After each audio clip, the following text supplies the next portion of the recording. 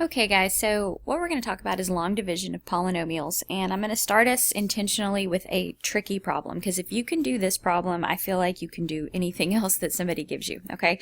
So when dividing out, this is going to look like fourth grade long division, seriously. The thing on the top, like your numerator, okay? Your numerator is going to be what's underneath your division symbol, the old school division symbol that you grew up knowing and loving. And then the denominator is what you are dividing by. Okay, this is your divisor, so it's going to go out front. So the first step is just to rewrite what you have. Now, the other thing that's going to make this helpful until you get good is you want to make sure that all place values are accounted for. And what I mean by that is you want your exponents to count down in descending order, and you want to make sure nothing is missing. So for instance, there's a couple of things missing here. Underneath the symbol, notice the exponents count down 4, 3, and then it skips to 1. So we are missing an x squared term. So I am actually going to fill in an x squared term, and since nothing is there, I'm going to write that as a 0 x squared. So this is going to stand as like a place value, and it's going to help us hold our place. It's going to help everything line up nicely when we do the long division. Now likewise, I need to do something with this out front, because this goes from an x squared to a constant, so it is also missing that middle x to the first power. So notice what I'm doing here. Your teacher may or may not have done this, but I'm telling you, it makes it so much easier if you fill in the place values everywhere that are missing. Okay, and now we're going to begin. So this is my new problem. Let me erase this to give myself some room.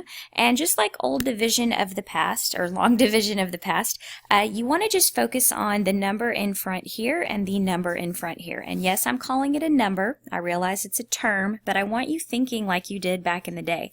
You focus on this in the front, and you do the division. You can think of it two ways. You can either ask yourself, what can I multiply x squared by to make it a 3x to the fourth? That's usually what my brain does. Or you can actually do the division of thinking of 3x to the fourth divided by x squared, and you can do that reduction. So if division's easier for you, just take this term and mentally think about it being divided by that, and when you reduce that, the 3 will still be there, and x to the fourth over x squared is just an x squared. But like I said, my brain, I don't really do the division. My brain says x squared times what equals 3x to the fourth. And that's how I would have figured out 3x squared. All right, now that you have your first term on the top, you're going to take that term and you're going to distribute it to everything out front. So I'm going to recopy and show all my work here, but that thing is going to get distributed, and you're going to copy it right under here. So that will be 3x to the fourth plus 0 x to the, oh, there's a mistake there. I recopied that wrong. Sorry, that should have been a 3. 3x squared times 0, so that should be a 0x to the third. And then when I multiply that, it would be a 3x squared. Okay, so I've just distributed this to all three terms, and I've written it right here. And now, just like with long division from fourth grade, once you have this number here, you're supposed to subtract it from whatever is above. So notice I grouped everybody in parentheses. I put a subtraction sign out front, and now that's what I'm going to do. This term minus this term goes away. It should every time. That's how you know you did it right. Okay? Now be careful talking yourself through this. Negative 8x to the third minus 0x to the third. That should still be a negative 8x to the third. And then this one, 0x squared minus 3x squared. We'll make that a minus. And the very last step, just like from the past, is you drop down your next number or your next term. And now we're going to start all over again. Okay, I don't need that 0. It serves no purpose. I'll switch colors so you can see what's happening in the math. We are going to repeat. We go back to the very first thing in the front. We compare it to the very first thing that's down here in our remainder. And we ask ourselves, x squared times what equals negative 8x to the third? Well, I need the negative 8 to happen, and then this is an x squared and this is an x cubed, so I need to have another x up there. And now I'm going to repeat the whole process. This new term on the top, negative 8x, is going to get distributed to everything out front. And I'm going to write all those answers down here. So negative 8x times that would be this. Negative 8x times 0x would be a 0x squared. And the negative 8x times a 1 is a negative 8x. So after that, we take all of that line and we subtract it from what's above. Lots of negatives are happening here, so just be careful. Negative 8 minus negative 8, well, that will be a 0, okay? Negative 3 minus 0, negative 3.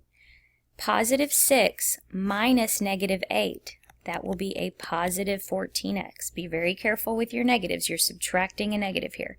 And then last thing, bring down the last number. And we start all over again. So let me switch colors one more time